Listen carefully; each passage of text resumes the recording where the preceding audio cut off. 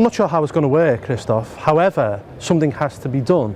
I don't believe it should be the European Union that's doing it. I believe it should be the British government that's dealing with this, and the way we should deal with cheap foreign workers is by controlling our own borders. I mean, we've got situations whereby on building sites in the north of England, for example, you've got local good tradesmen being driven off site because they're being undercut by Eastern Europeans.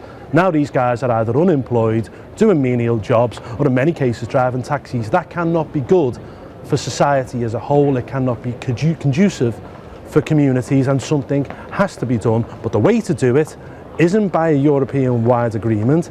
It's about our own government getting control of our borders, and the only way we can get control of our borders is by leaving the European Union. We're not sure about how you define cheap. I mean, when the door was flung open to Eastern Europe in 2004, the Labour government told us only 13,000 people a year would come. They got it completely wrong. Literally millions came.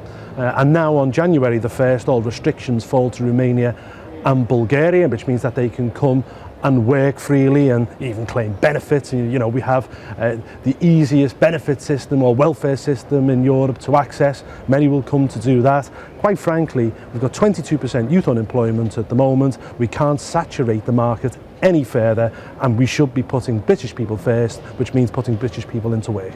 Well, we'll have to see, won't we? I mean, in Britain we have a minimum wage. You can't be paid below a certain point unless you're on the black market. You know, the freedom of movement of peoples is falling apart. The reason why it's falling apart is because it cannot work when you've got such divergent economies. Now, for example, if it was Britain, France, the Dutch and the Scandinavian countries, all who have pretty similar economies, it may well work.